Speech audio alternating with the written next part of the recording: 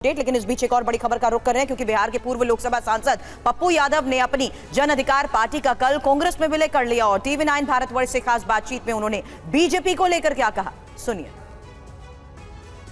क्यों कह रहे हैं कि पप्पू यादव ने अपनी पार्टी का विलय तो कांग्रेस में कर लिया, महागठबंधन में शामिल भी हो गए, लेकिन माहौल देश में ऐसा है 22 जनवरी के बाद खास तौर पे कि मामला स्पष्ट दिख रहा है।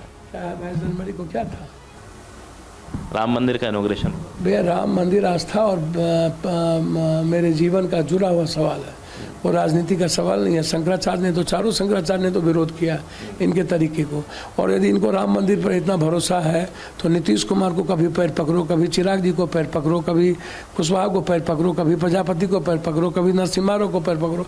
जिसको जिसको कांग्रेस ने सम्मान दिया, आगे बढ़ाया, उसी का पैर पकड़ रहे। कई लोग ये कह रहे हैं कि आप कह रहे हैं कि आप राहुल गांधी की नीतियों से और आइडियोलॉजी से प्रभावित हैं व्यक्तिगत, पर आपकी एंट्री पे लोग कह रहे हैं कि एंट्री लालू जी ने करवाई कांग्रेस पार्टी में और कहा कि जाके चुनाव लड़ो, या फिर एंट्री आपकी प्रियंका गांधी ने करवाई। सर मैं बेफिक्र रहिए, मुझे दोनों का ब्लेसिंग और दोनों की ताकत मेरे साथ है।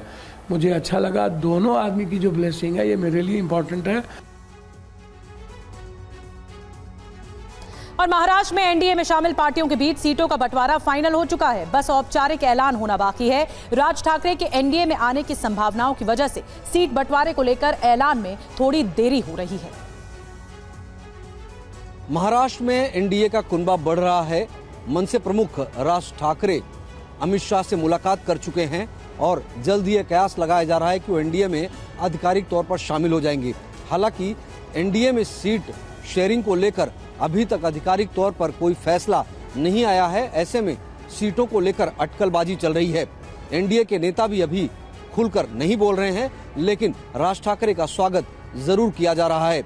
अमित शाह से एमएनएस चीफ राज ठाकरे की मुलाकात के बाद महाराष्ट्र में एनडीए में सीट बंटवारे का हिसाब किताब फिर से करना पड़ रहा है। हालांकि एनसीपी को उम्मीद है कि सबको सम्मानजनक सीटें मिलेंगी। कल या परसों तक उसके बारे में बंटवारा हो जाएगा। जो कुछ डिस्कशन है वो रिस्पेक्टफुल एक दूसरे के साथ वहाँ पे हो रहा है। सबको साथ में लेकर हम चुनाव को जाएंगे। सीटों का बंटवारा भी रिस्पेक्टफुल वहाँ पे हो जाएगा। डिप्टी सीएम देवेंद्र फडणवीस ने भी कहा है कि 1-2 दिन में सीट बंटवारे का ऐलान हो जाएगा। और युवा वोटर्स के लिए बीजेपी ने नया कैंपेन शुरू किया है। ये कैंपेन क्या है, इस रिपोर्ट में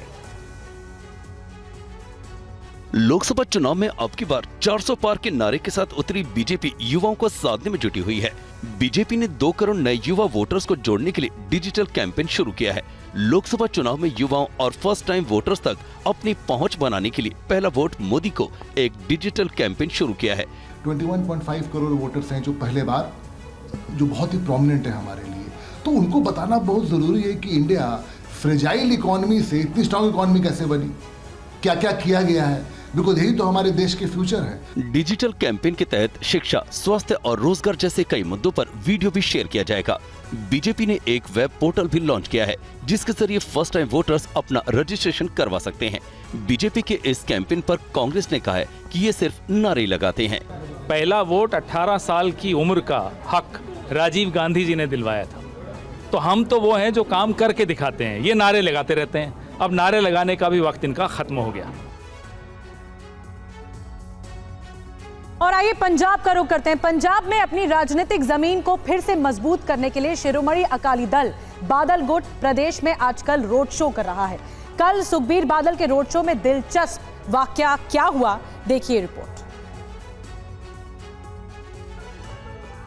अकाली दल प्रमुख सुखबीर सिंह बादल आजकल पंजाब बचाओ यात्रा निकाल रहे हैं। कल जैतो इलाके में जब सुखबीर बादल अपनी यात्रा निकाल रहे थे, उसी वक्त उनकी यात्रा के रूट पर मुख्यमंत्री भगवंत मान का काफिला गुजरता नजर आया। जिस वक्त मान का काफिला यहाँ से गुजर रहा था, उस वक्त सुखबीर सिंह बादल अपनी गाड़ी के सनरूफ के बाहर निकले हुए थे और हाथों में पारंपरिक पंजाबी छड़ी दिखाते नजर आए। इस दौरान सुखबीर मान का काफिला देखकर मुस्कुराते दिखे।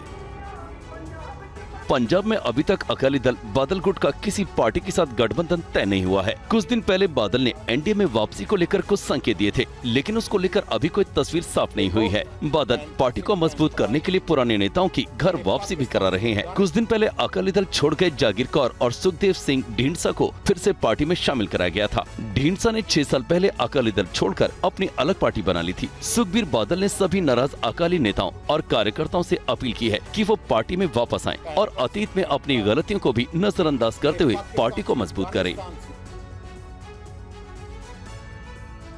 और समाजवादी पार्टी ने लोकसभा चुनाव के लिए 6 उम्मीदवारों की एक और लिस्ट जारी कर दी है। पार्टी ने घोसी से राजीव राय और संभल से शफीकुर रहमान बर्क के पोते पर दाव लगाया है। समाजवादी पार्टी ने लोकसभा चुनाव के लिए उम्मीदवारों की और लिस्ट जारी की है। अखिलेश यादव ने पीलीभीत और मिर्जापुर से टिकट को लेकर सस्पेंस खत्म कर दिया है। पार्टी की इस लिस्ट में 6 उम्मीदवारों में 5 नए उम्मीदवार हैं। पार्टी ने संभल से सांसद रहे शफीकुर रहमान बर्क के पोते जिया उर रहमान बर्क को टिकट दिया है। बागपत से मनोज चौधरी, गौतम बुद्ध नगर से राहुल अवाना को मौका दिया। पीलीभीत से भगवान शरण गंगवार, घोसी से राजीव राय और मिर्जापुर से राजेंद्र एस बिंद पर दाव लगाया है। अखिलेश यादव ने गौतम बुद्ध नगर लोकसभा सीट पर प्रत्याशी बदल दिए हैं। यहां से पहले गुर्जर जाति के प्रतिनिधित्व करने वाले महेंद्र नागर को टिकट दिया था। अब उनके बदले उनकी ही बिरादरी के राहुल अवाना को टिकट दिया है।